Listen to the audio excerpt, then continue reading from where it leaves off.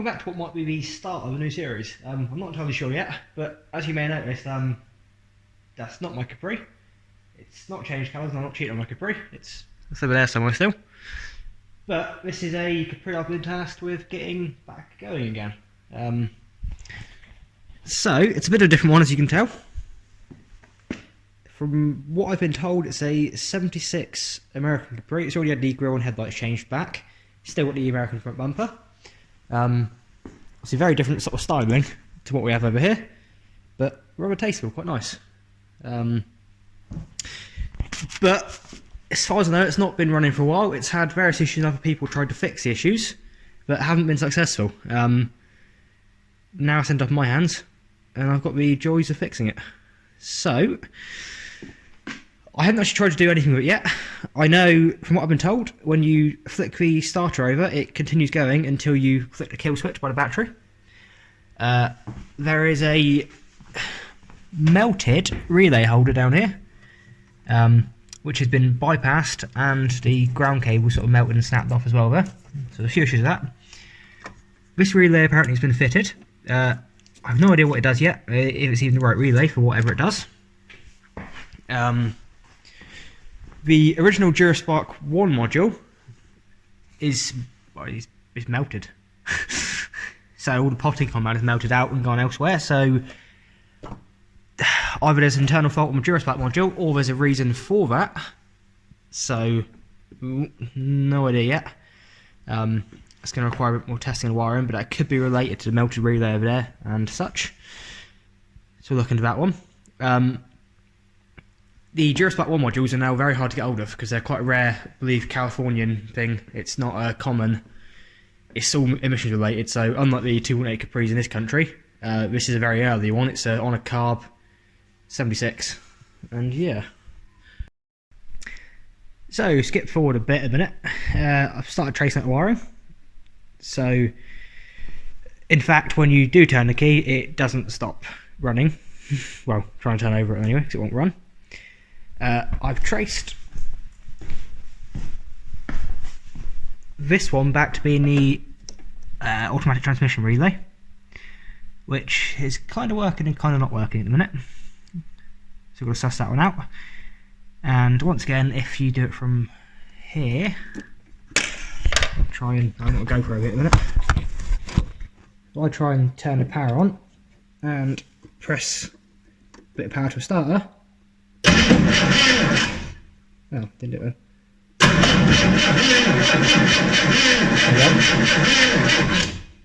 It just runs on. So, when doing that, to this black wire, which I believe goes to a starter, there's still 5 volt present, which could be enough to keep the solenoid open on the starter. Now, the only thing I know which might relate and tie that together is between the coil positive, the Spark module, and the starter cable, there should be a ballast resistor.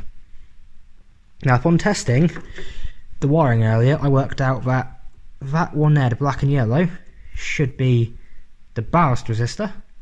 Black and green is black and red is the switch live, providing it's in park, and the black and green is the ground. If I test from the black and yellow to the black over there from my transmission relay, I get 10 ohms. So I'm hoping there's a ballast resistor in there somewhere, but I've got to find it. As you can see, I've started tearing it apart. Down here I found what I hoped it was, but no, it's just a joint in the loom. So I'm now working my way back up to try and find out where this cable goes as to what could be tying together, keeping the starter ticking over. And although I could just rewire that and bypass it, I kind of want to get to the bottom of all this starter relay stuff. So fast forward a bit and I've started tracing the wiring now. So I've worked out that this one here is in fact the automatic transmission relay, which is clicking in and out when you put it in park, when its ignition's on. So that's doing something at least. The burnt out relay base down here, I was obviously doing nothing in a minute, but I want to know why it's burnt out and what it actually is meant to do. There's multiple disconnected vacuum hoses. There's a vacuum solenoid down there which is wired up but not connected to anything. So there's another one to work out. Well, to be fair, with all the emissions crap on this engine, it could be simplified a lot, really. There's all this, and I currently have no idea what it's doing. I could really do with getting some wiring diagrams, because, yeah, the car's a bit ahead of its time for its age, and if Ford wrap these wiring looms, then I've been doing right by cursing Ford for the last hour, because unwrapping them is an absolute pain in the ass. They've been nice enough to leave all these dead cables in there. Well, I'm assuming they're dead.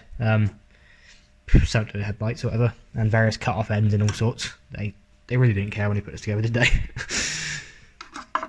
So I've been tracing the cables, and basically what I do know, at least anyway, from the original testing I've done before taking it apart, is the black and yellow goes down to the coil there, which then also goes to joins onto a black cable and buggers off somewhere so far off that way. I have no idea what it's doing yet. The black and red is the ignition live, and then the black is a ground, but it's only grounded when it's in park.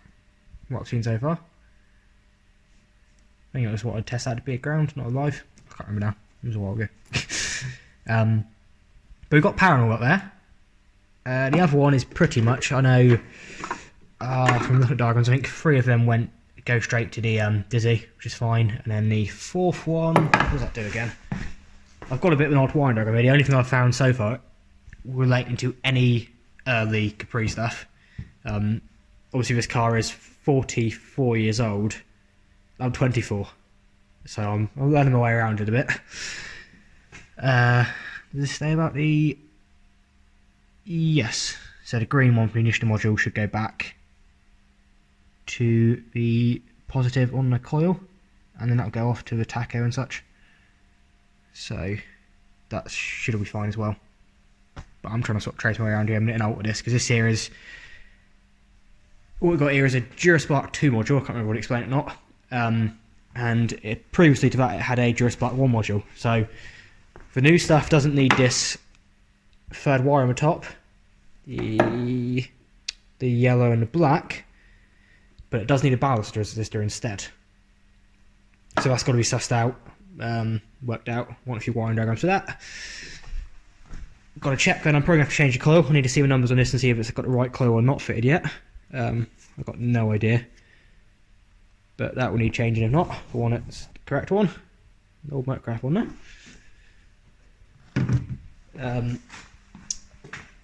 I've got to get the fuel system disconnected yet, because it's pissing fuel everywhere.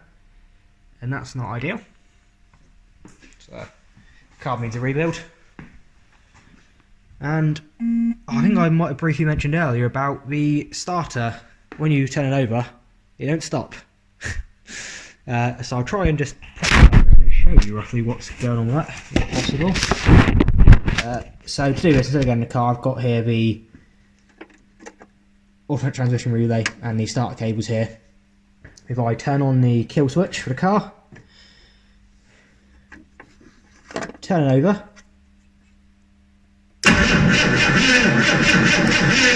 and he keeps going.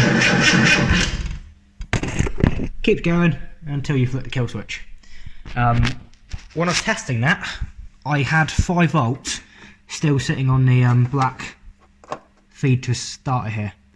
I haven't confirmed yet if that goes solely to the starter or there's any joints in the loom that goes elsewhere. But I know there's 5 volts on that. So either the solenoid is sticking and that 5 volts is just like induced voltage, and that's just what I'm seeing there, or that goes elsewhere, connects to other things, and it's getting a back feed somehow. So I'm going to have to get the car from the ramp, because I can't really get to the starter down there. Get the car from the ramp and disconnect it and try it again. Then I'll know for sure what's going on with that. But yeah, short of all the issues I've already found in the bay.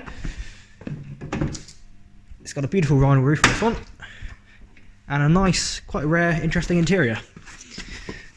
With being an American one, it's a Ghia, it's a very high spec. It's got a lot of things that you wouldn't have had, especially not for the age in this country anyway. But this is how I found it. Well, that's been handed over. Someone's put in a aftermarket old school American cassette player in there at some point. But they butchered the wiring around here. I have also found there's another melted relay. So what on earth got on there? That's like the third one so far. And a few other interesting bits, but it's all been torn apart. Someone's been playing, so that's a bit more to suss out on cards.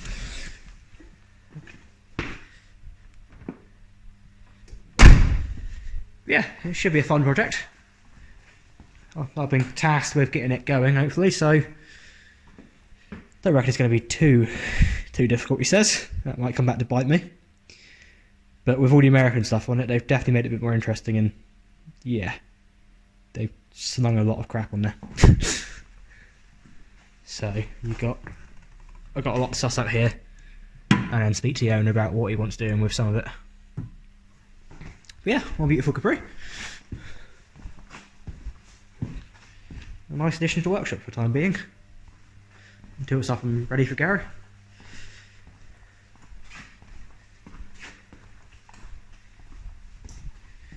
Awesome.